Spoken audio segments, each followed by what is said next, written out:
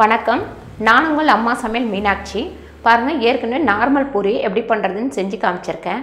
அடுத்து பார்த்திங்கன்னா சோளா பூரி எப்படி பண்ணுறதுன்னு செஞ்சு காமிச்சிருக்கேன். இப்போ நம்ம வெஜிடபிள் பூரி எப்படி பண்ணுறதுன்னு பார்க்கலாம். அது கூட நம்ம பாசிப்பருப்பு வேக வச்சு தாளித்து அதுக்கு சைடிஷாக வச்சோம்னா நல்லாயிருக்கும். ஏன்னு கேட்டிங்கன்னா, நம்ம இதில் வெஜிடபிள்லாம் போட்டு கொஞ்சம் மசாலா போடுறோம். அதனால் இது கொஞ்சம் உரப்பாக இருக்கும். அதனால் சப்புன்னு ஒரு சைடிஷ் வச்சாதான் நல்லாயிருக்கும். அதனால் இதுக்கு பாசிப்பருப்பு வேக வச்சு தாளித்து ஒரு கிரேவி மாதிரி வச்சுக்கலாம். வெஜிடபிள் பூரிக்கு தேவையான பொருட்கள்: 1/2 கிலோ கோதுமை மாவு, ஒரு கேரட். இந்த கேரட் வந்து நான் தண்ணியில் முழுசாகவே தோல் சீவிட்டு முழுசாக வேக வச்சு வச்சுருக்கேன்.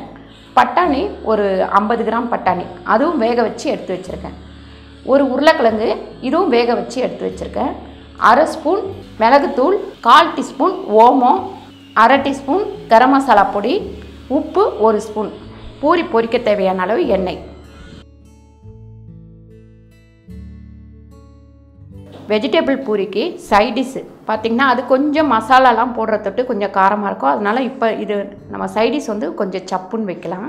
பாசிப்பருப்பு 100 கிராம், ஜீரகம் ஒரு 1/2 ஸ்பூன், மஞ்சத்தூள் 1/4 டீஸ்பூன், பெருங்காய பொடி 1/4 டீஸ்பூன், உப்பு தேவையான அளவு, கருவேப்பிலை கொஞ்சம், கொத்தமல்லி கொஞ்சம், பூண்டு ஒரு 10 பல்லு வச்சுருக்கேன், 4 பச்சை மிளகாய், தேவையான அளவு எண்ணெய். இந்த பாருங்க, வேக வச்சுருந்த கேரட்டு இந்த மாதிரி நைஸாக உள்ளதில் நீங்கள் திருவிக்கங்க.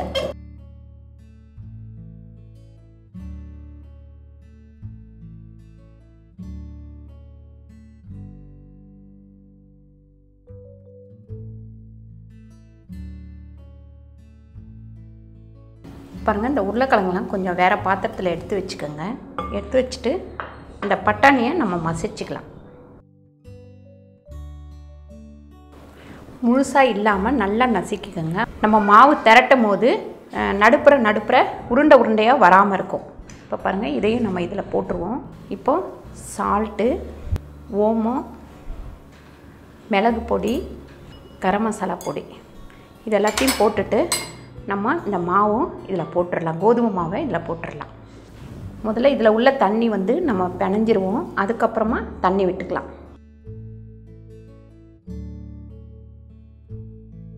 ஏன்னா பூரிக்கு நம்ம டைட்டாக தான் பிணையணும். அதனால் நீங்கள் தண்ணி ஃபஸ்ட்டே விடாதீங்க.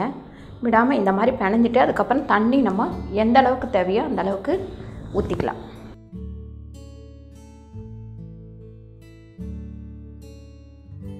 இதில் பார்த்திங்கன்னா, நீங்கள் காலிஃப்ளவர், பீன்ஸு இந்த மாதிரி எல்லா காய்கறியுமே சேர்த்துக்கலாம். கோஸு, இப்படி எது வேணுமோ நீங்கள் அது எல்லாமே நல்லா வேக வச்சு மசித்து சேர்த்திங்கன்னா உங்களுக்கு பூரி போடும்போது நல்லா வரும்.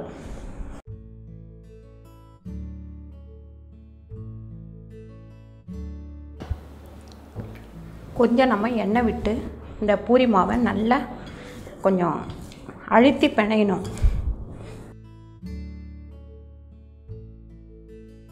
இந்த அளவுக்கு டைட்டாக இருக்கணும் மாவு. அப்போ தான் நம்ம பூரி போடும்போது நல்லா புஷ்ஷுன்னு வரும். தண்ணியாக பிணைஞ்சிட்டிங்கன்னா ஒரு மாதிரி சப்பையாக வரும். பாருங்கள், இந்த துணியை போட்டு மூடி அப்படியே வச்சிடலாம். ஒரு 1/2 hour இது ஊறட்டும். பாருங்கள், இப்போ பூரிக்கு நம்ம பாசிப்பருப்பு டால் பண்ணிக்கலாம். 2.5 டம்ளர் தண்ணி ஊற்றிருக்கேன். பெருங்காய பொடி, மஞ்சத்தூள், இது 2 மட்டும் போட்டு நம்ம வேக வச்சுக்கலாம். முதல்ல வந்து பாசிப்பருப்பு, நம்ம பெருங்காய பொடி, மஞ்சத்தூள் போட்டு ஒரு விசில் வந்தால் போதும். ஒரு விசில் வந்தவுடனே ஒரு 5 நிமிஷம் சிம்மில் வச்சுருவோம். ஏன்னா ரொம்ப வெந்துருச்சுன்னா ஒரு மாதிரி கொலன்னு ஆகிடும். அதனால் 3/4 வேக்காடு தான் வெந்திருக்கணும் பாசிப்பருப்பு. பாருங்கள், ஒரு விசில் வந்துடுச்சு. நான் வந்து சிம்மில் வச்சுட்டேன். 5 நிமிஷம் ஆயிடுச்சு. இப்போ ஆஃப் பண்ணிடலாம். இதை எடுத்து இங்கே வச்சுட்டு நம்ம பருப்பை வந்து தாளிக்க ஆரம்பிச்சிடலாம். பாருங்கள், 1 ஸ்பூன் அளவு எண்ணெய் போட்டுக்கலாம்.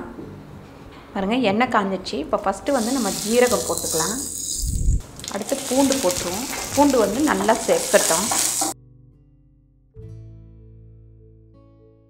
இப்போ நம்ம பச்சை மிளகாய், கீரி வச்சுருக்க பச்சை மிளகாய் போட்டுடலாம்.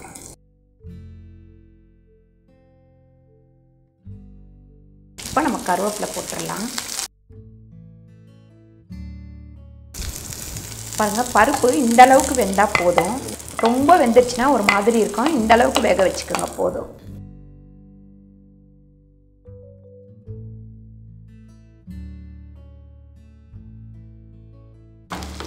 இப்போ நம்ம பருப்பு விட்டதுக்கப்புறம் கொஞ்ச நேரம் கொதிக்கட்டும்.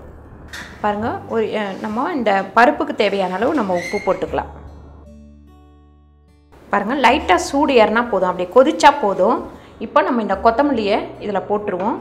இப்போ பூரிக்கு டால் பாசிப்பருப்பு டால் ரெடி ஆயிடுச்சு. பாருங்கள், பூரிக்கு நம்ம எண்ணெய் ஊற்றிக்கலாம். எண்ணெய் காஞ்சிட்ருக்கிற வேலைக்கு நம்ம பூரியை திரட்டி எடுத்துக்கலாம்.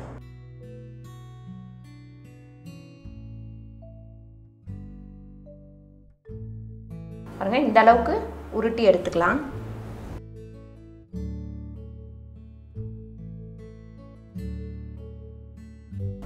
பாருங்கள், நம்ம இந்த பூரிக்கு நம்ம கொஞ்சம் மாவு தொட்டுக்கிட்டால் தான் வரும். எண்ணெய் தொட்டால் இது ஒட்டிட்டு வரும். அதனால் மாவில் இந்த உருண்டையை எப்படி தொட்டு எடுத்துடலாம்.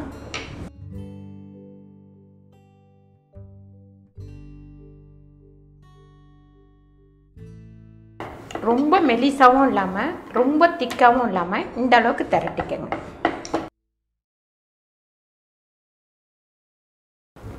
பாருங்கள், இதே மாதிரி நம்ம எல்லாத்தையும், ஆனால் தேய்ச்சி வச்சுருந்து போடாதீங்க. இப்படி 2-3 தேய்ச்சிட்டு அப்படியே நம்ம போட்டுருவோம்.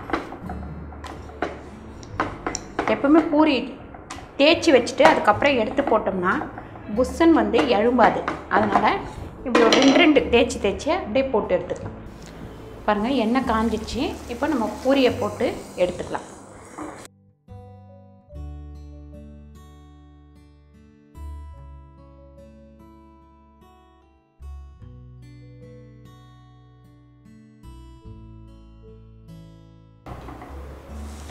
ரொம்ப மெலிசாக திரட்டினீங்கன்னா புஷ்ஷுன்னு வராது. அதனால் அதை மட்டும் கொஞ்சம் பார்த்து திரட்டி போட்டுக்கோங்க.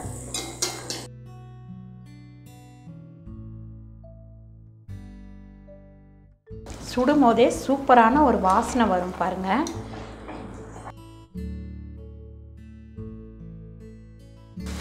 இதே மாதிரி நம்ம எல்லாத்தையும் திரட்டி போட்டுடலாம். பாருங்கள், சூப்பரான ஒரு வெஜிடபிள் பூரி ரெடி ஆயிடுச்சு. இந்த வீடியோ உங்களுக்கு பிடிச்சிருந்தா லைக் பண்ணுங்கள், ஷேர் பண்ணுங்கள், சப்ஸ்கிரைப் பண்ணுங்கள், ஃபேஸ்புக்கில் ஷேர் பண்ணுங்கள், மறக்காமல் கமெண்ட் பண்ணுங்கள். நன்றி, வணக்கம்.